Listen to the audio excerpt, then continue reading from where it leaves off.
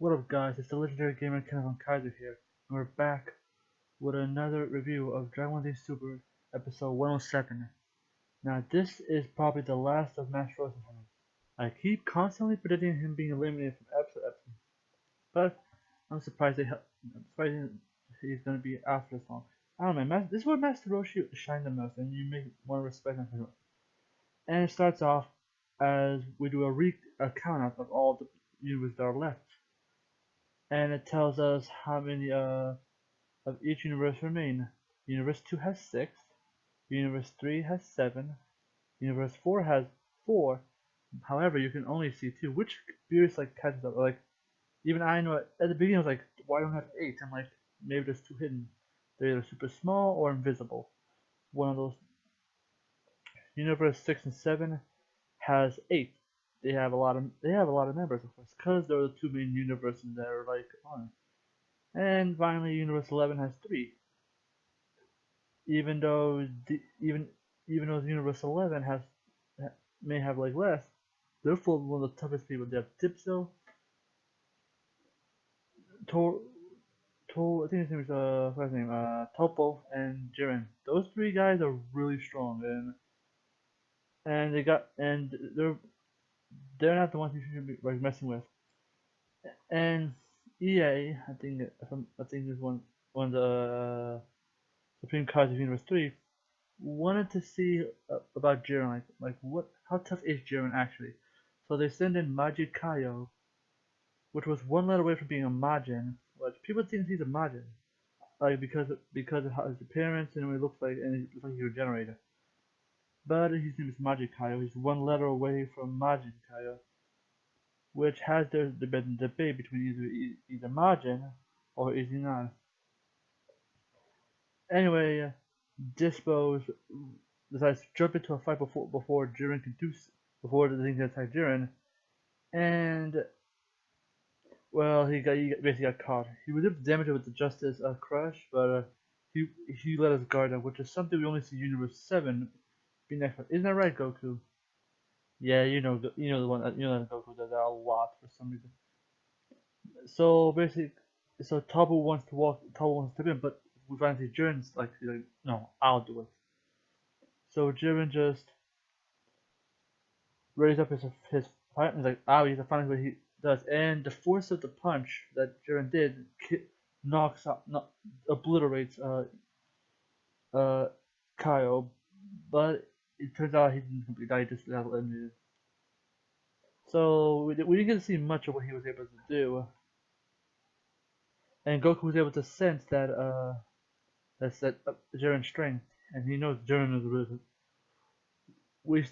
That isn't much to do with Jiren. We only saw his energy burst against Bully the Kill and the little force punch, so we haven't seen Jiren fight all the way. But while Frost is hiding in the rocks, Vados bends over really sexually and said that now Frost is ready for his plan. To basically ambushes Master Roshi, he's echoing and not sure where he is. Master Roshi's already been way damaged up and not in condition to any fight anymore. He's been through a lot. Goku senses it and tries to go help him, but Brianna de Chateau just stops him. Which is they fight for justice, and you see an old man getting hurt. Won't that be excusable? I guess she's still mad about her whole sisters and interrupting her transformation thing. Frost basically starts to torturing Master Roshi, and as basically Master Roshi is way weakened before, he can't even fight at this point. Master Roshi turns into a muscular form and tries to battle back, which is amazing that he's able to hold up against a final form Frieza race, and which is something that around the level of Super Saiyan 2 Vegeta, which does show you how strong Master Roshi is, and the power levels are bullshit. It just defends all the power boosting out of question. Master Roshi out of nowhere pulls up tries to pull up an evil containment wave, or I think the Mafia is a better term for that name. on Frost, but it turns out it didn't quite work, and it just like basically like he actually got him in it, but the problem is it missed, and he missed the bottle, and just like Vegeta's off in the distance, and Frost decides to be like a little dick and just fire lasers at him. Guessing it gets more of the attention of it, but it didn't work, and it just only angers Vegeta. Like, I'm like, why did you do that? And after I said that, I already got the answer. Like, you're trying to bait him to come closer. And just before Frost could actually like Frost about to finish off Roshi, Vegeta comes in. Like, they don't get the idea. I'm really pissed off at this Frost guy. Like, and Frost starts to talk about how like oh, I'm not the same person. I'm weaker, which Vegeta doesn't buy to any of his crap. And just before Vegeta could actually attack Frost, MEGETA comes in through a wall, and you can see some like molten rocks covering his ears, which means that he's going to be a lot more of a threat, and that he's immune to insults. Now, about the whole like I'll get to my MEGETA some like MEGETA's strength. He's actually my top three favorite Universe 6 characters. Probably in the favorite of all because how cool MEGETA's cool for me. I really like MEGETA. I'm gonna show you why. So Frost is trying to bait Master Roshi using the evil Gatemi wave on MEGETA because MEGETA can't be damaged and it works, which is something that Frost tries, but instead, for some reason, Frost is able to redirect the Mafuba, that which doesn't make really much sense how you can reflect the Mafuba. I'm yet trying to figure out how it looks like it just like grabs the tornado covers the whole thing, but he grabs like a small part. Like there's a weird animation, like weird looking picture when he does that, and like I'm not following how that works exactly. I'm not sure how you can redirect a tornado inside a tornado, but whatever. Anyway, Frost aims his the Mafuba on Vegeta, but Master Roshi destroys it. But Frost still has the one that Roshi tried to use on Frost, and manages to seal Vegeta in it. And just before like the whole the theory of Vegeta being a limit because of the whole like intro, I didn't buy that theory because come on, it's Vegeta. They're trying to get rid of the bald humans first, just because it's a Saiyan show, and they're not really that important to the show, which I really don't like Toriyama's writing at all when it comes to like.